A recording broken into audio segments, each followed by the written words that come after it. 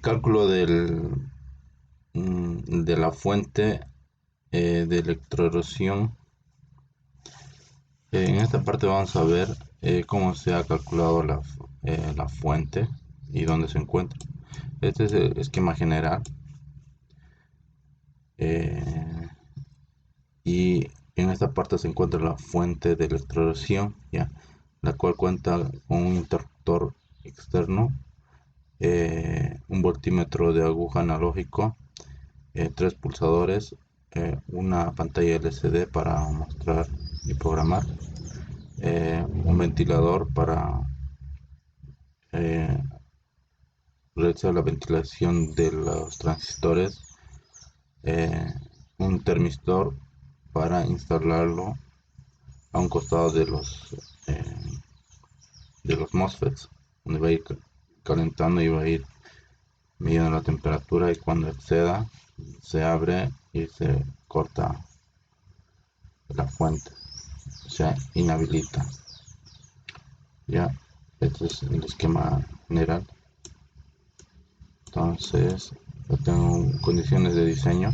Tengo un voltaje de entrada de la red 220 y necesito sacar entre 60 y 100 voltios de corriente continua.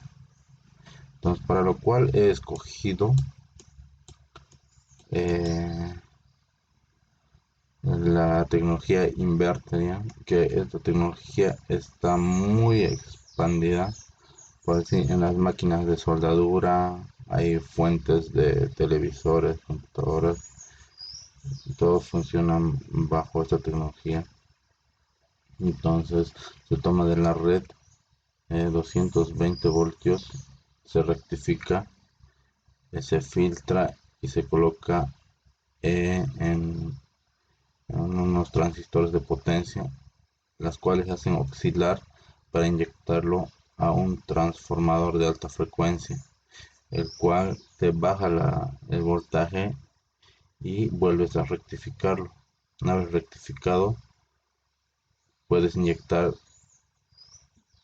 al hilo de electroerosión a cierta frecuencia. Ese es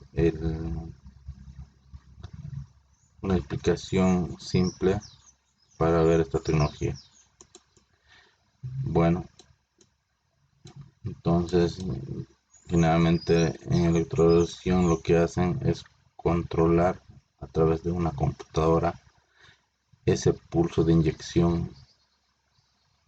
Entonces, nuestro caso es diseñar esta fuente con voltaje variable, sin ningún tap como los transformadores con chapa metálica, que requieren para regular algún tap, algún mecanismo móvil, pero en nuestro caso es directamente por frecuencia. Porque usado esa, he usado esa tecnología, que es muy simple y sencillo a mi modo de parecer. Este es la parte de filtro de línea que va al inicio, un fusible, un varistor, un termistor y una bobina de choque con sus capacitores. Y luego es rectificado. Es muy común ver esto en una fuente con sus protección de corriente, voltaje y temperatura. Generalmente por esas razones pueden fallar una fuente. Ahora vamos a ver la los distintos transformadores de alta frecuencia. ¿Ya? El flyback, que es un transformador simple y sencillo. eh, el full bridge, que requiere cuatro transistores para su funcionamiento. Entonces requieres mandar cuatro señales de control al transformador. Entonces, cuando las potencias son altas, requieres colocar MOSFETs en paralelo. Entonces, se te va ahí, se va, eh, el costo empieza a subir. porque requiere más transistores en paralelo para suplir la corriente que va a requerir la carga.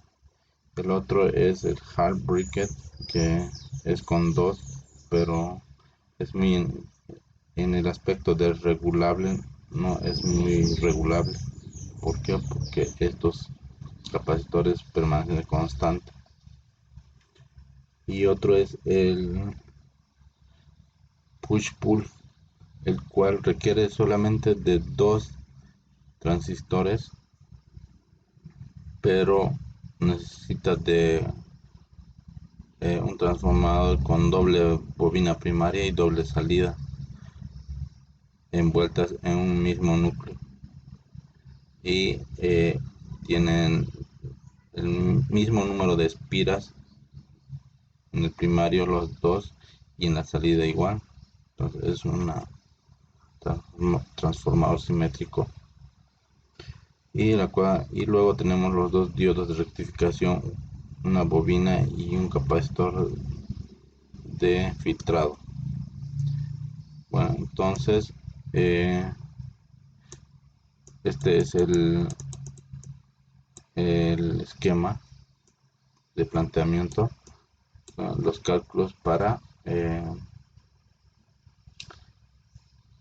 una vez rectificado el voltaje pico a pico 111,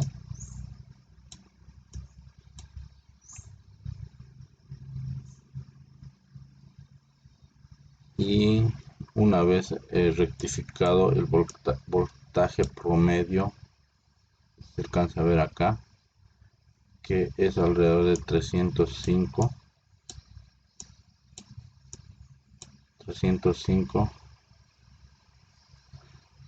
voltaje promedio una vez rectificado con un cierto rizo, colocando este capacitor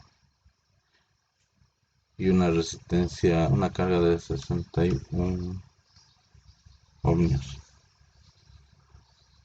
para realizar las pruebas por queso. Y luego nos vamos al cálculo de transformador pull-ups. Para el caso, he decidido calcular bajo eh, el fabricante. Magnetics te proporciona los cálculos para este caso. Entonces, el fabricante de ferritas, no, acá está. Diseño de transformadores.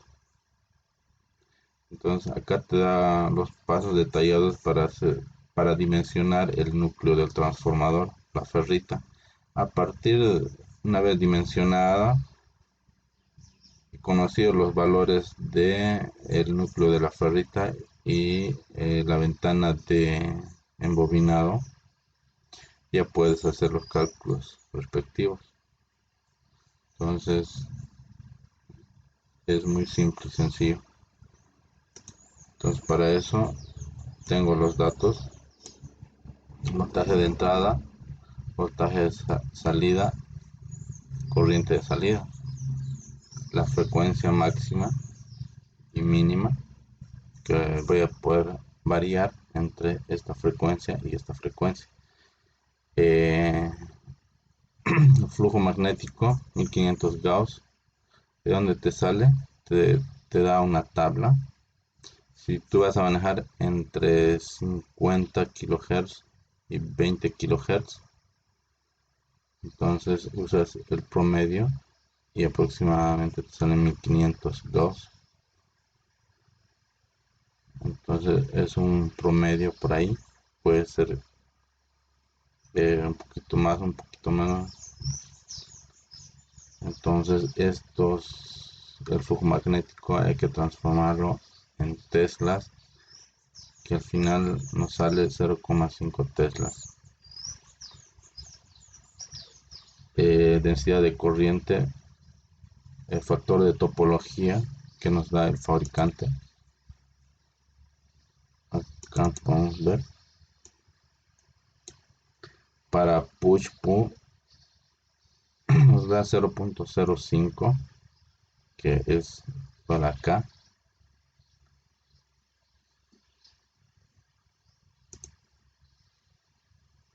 y con todo un rendimiento, densidad de corriente, y con todo eso tenemos que calcular este área de aquí multiplicado por este área de acá, que es WAAC, que nos da, es igual a esto, a este valor. Entonces, una vez conocido todos estos datos, calculamos y nos da un valor de 6.6 centímetros cuadrados. Entonces, ese es el valor multiplicado por este. Vamos y ingresamos a tabla y buscamos el valor que más se aproxima es este. Y aquí nos da la ferrita toroidal con las medidas y las características de el área de embobinado y el área del núcleo. Entonces, con esas dos datos ya podemos diseñar nuestro transformador. Entonces nos da pautas para el número de vueltas primario, número de vueltas secundario, que está acá. Entonces calculamos el voltaje máximo, voltaje mínimo. Entonces reemplazando las frecuencias, acá nos da esto y acá nos da 40.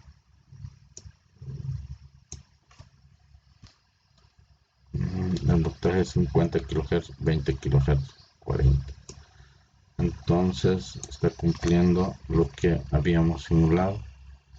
Y luego nos calculamos el diámetro de los alambres y el filtro de rizado. Nos damos valores de rizado y a partir de eso vamos calculando la inductancia y la capacitancia de los filtros,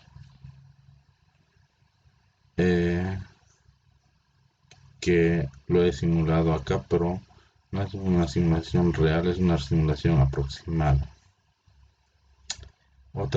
Otro es la carga máxima que puede admitir en ohmios.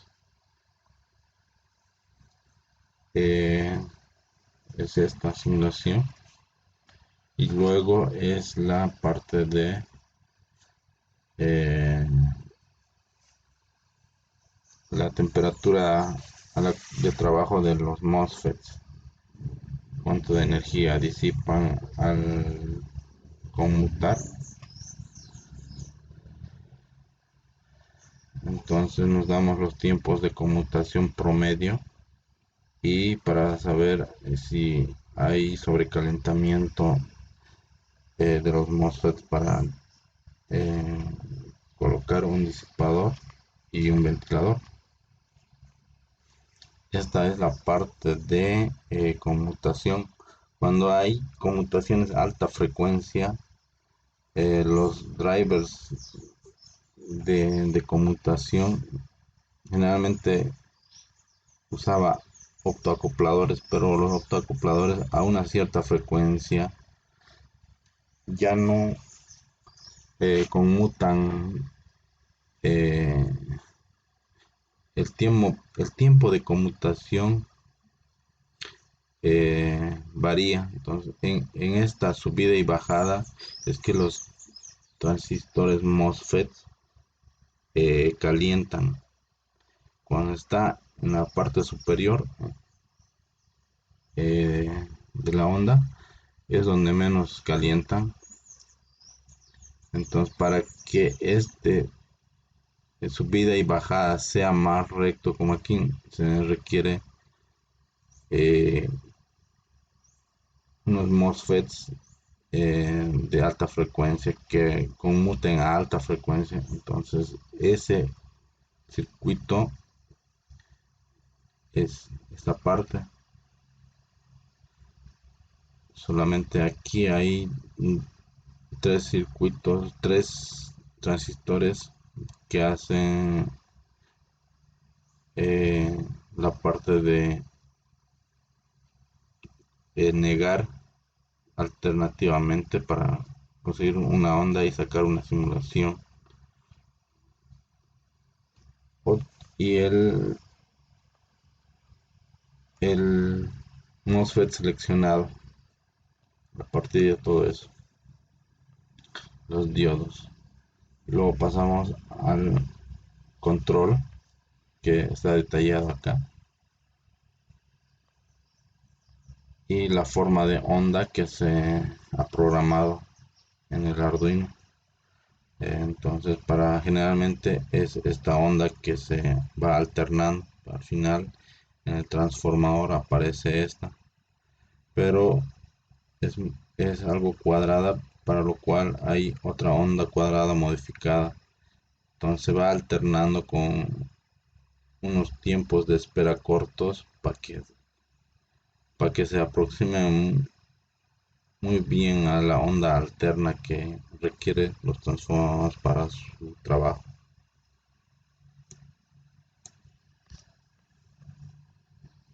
Y al final tenemos el esquema general de diseño. Entonces tenemos la parte de control que está simulado, esta parte de conmutación a alta frecuencia está simulado. Esta es la parte de filtros y protecciones, y esta es la parte de la fuente pull-ups que nos debería entregar entre 50 a 100 voltios DC. Gracias.